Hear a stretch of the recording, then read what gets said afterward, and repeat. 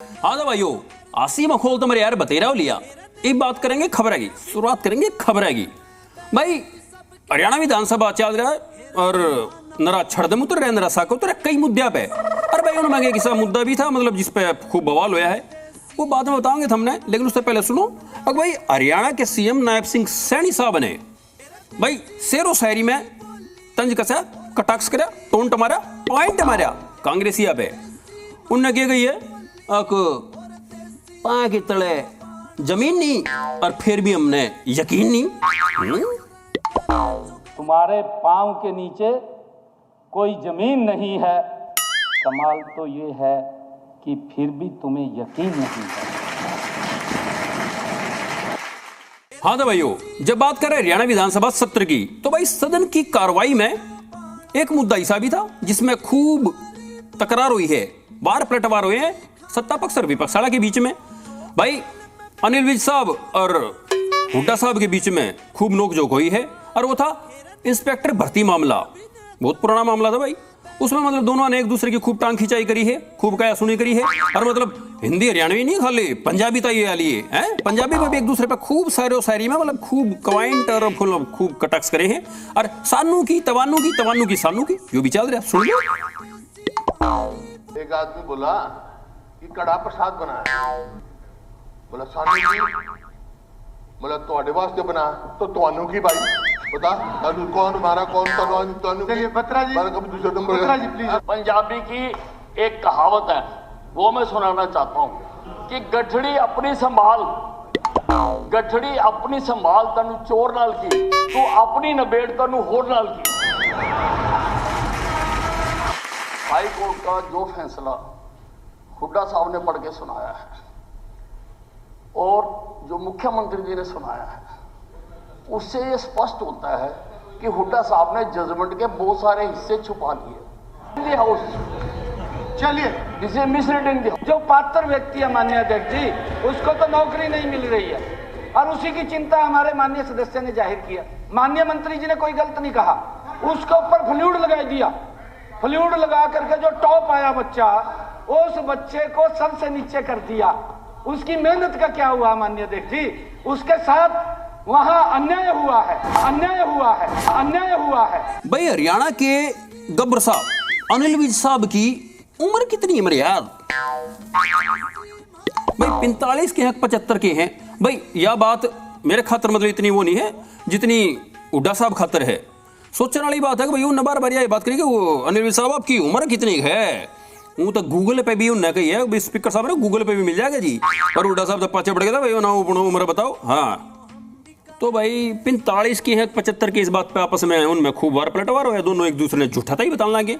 सुन लो, मैं विज साहब को सच्चा मानता हूँ और हाउस में उन्होंने कहा मैं 45 साल का हूँ। अगर ये इनकी सच है बात तो भाई मैं छोड़ देता हूँ, इस्तीफा ही दे देता हूँ। ये खड़ा होकर कहता भाई ये सच है, कहते तो या झूठ बोले कि आपने।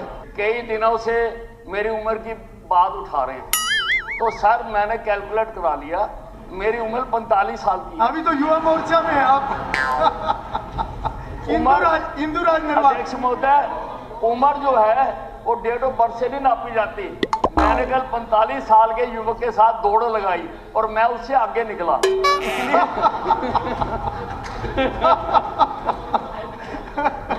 हाँ तो भाई और तो सदन की कार्रवाई के दौरान भाई आपस में दोनों दलों के बीच में, सत्ता पक्ष और विपक्ष वाले के बीच में खूब साक होया है। अच्छा भाई अनिल विज साहब और हुड्डा साहब में तो आपस में नू भी होया कि भाई नंबर 1 2 की लड़ाई भी। अनिल विज साहब ने कहा कि भाई हमारी उसमें पार्टी में, हमारी सरकार में मैं नंबर 2 पे हूं, तो अभी हुड्डा साहब नंबर 2 पे हो। हुड्डा साहब इस सोच में पड़ गए कि यार नंबर 2 पे क्यों करूं मैं। उन्होंने कहा भाई थम इब तक नेता प्रतिपक्ष बन नहीं पाए हो, इब तक नंबर 2 पे चल रहे हो, नंबर 1 बने नहीं पाए हो। हुड्डा साहब मैं और आप दोनों बराबर हैं।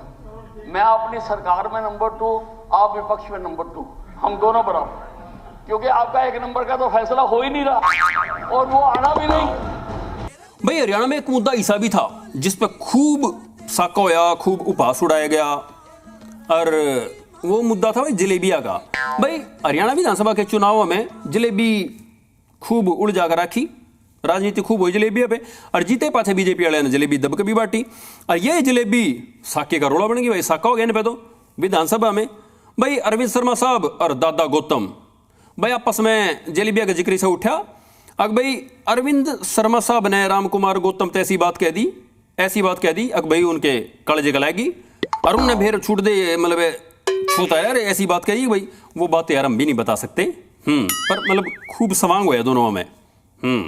कमाल से हमारे यार हैं, मतलब इतना बड़ा कद है, इतने ज्ञानवान है, इतना बड़ा पद, और मतलब इसी माड़ी बात यार हैं, मतलब जो हम भी नहीं बता सकते, हम भी नहीं दोहरा सकते हैं। सदन में भी मतलब कार्रवाई में भी वो बात हटा दी, मतलब इसी बात कहने की जरूरत है कि जनता जनार्दन सुने देखे और सोचा कि यार क्या बात कर दी ने।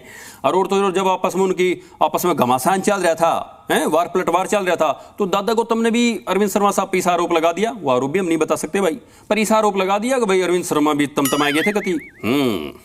भाई जब बात करें कांग्रेस विधायक इंदु राजेंद्र अग्रवाल साहब की, तो भाई अरविंद शर्मा और दादा गौतम के वार पलटवार पे आरोप प्रत्यारोप पे उनने भी मतलब पॉइंट मारा है। उनने कही कि भाई कुछ तो बात है भाई, जो उनने इतना बड़ा आरोप लगा दिया है, और आरोपी लगाने वाले कोई और नहीं बीजेपी का विधायक आरोप है, तो भाई ना आरोपा की जांच होनी चाहिए। उनने सी बात कही। बहुत बड़ा भ्रष्टाचार का आरोप लग गया, और वो भी बीजेपी के मंत्री पे, और आरोप लगाने अभी कोई और नहीं, बीजेपी का विधायक रामकुमार गौतम जी। भाई एक बात तो है, अरविंद शर्मा साहब और दादा गौतम साहब के बीच में रोड़ा साका तो खूब होया है। हाँ, एक दूसरे ने मतलब नीचे दिखाने में को घाट नहीं गाली, फिर पाछे जाकर उनके दिल भी मिल लिए। सुन लो जो एपिसोड विधानसभा में हुआ है मेरा और डॉक्टर अरविंद शर्मा का, उसके बारे में अनेक लोगों के मुझसे फोन आए हैं, बहुत लोगों ने दुख प्रकट किया है।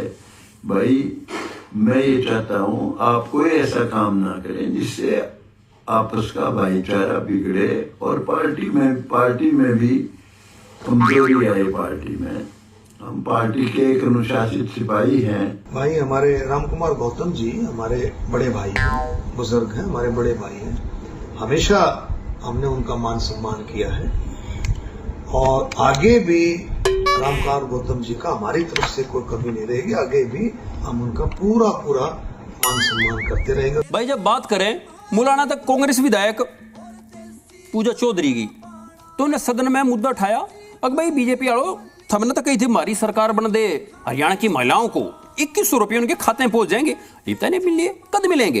तो भाई इस बात पे पलटवार कर कृष्ण बेदी साहब ने, मंत्री साहब ने गया कि भाई हमारी सरकार है, नायब की गारंटी है, पूरे टाउन में नायब की गारंटी है।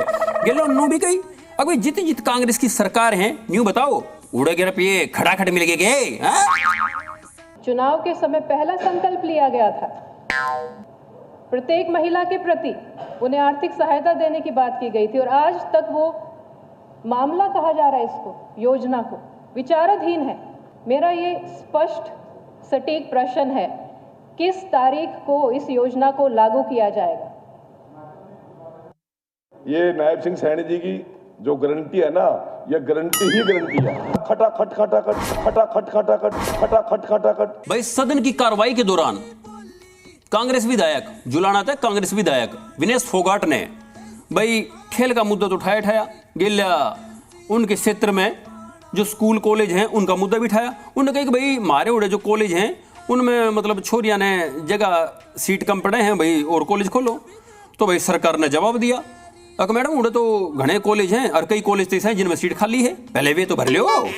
लड़कियों की भावनाएं हैं, और क्योंकि मैं लड़की हूँ, मैं समझ सकती हूँ, लड़कियां और लड़के जब साथ में पढ़ते हैं और ग्रामीण क्षेत्र से आके माँ बाप को बहुत सारी चिंताएं होती हैं, इसलिए और मैं आपको विश्वास दिलाती हूँ और मैं आपको प्रॉमिस भी कर सकती हूँ, अगर महिला कॉलेज अगर हमारे जुलाना विधानसभा में बढ़ेगा तो लाइन लगी रहेगी, आपको एडमिशन के लिए जगह नहीं बचेगी, इतनी लड़कियाँ एडमिशन के लिए आएंगे।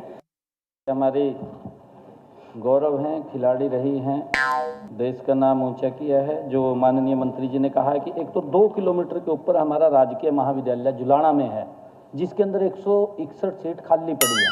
17 किलोमीटर की दूरी पे इंडस डिग्री महाविद्यालय कनीना में है माननीय अध्यक्ष जी, जिसके अंदर 300 सीटें इसमें खाली पड़ी हैं।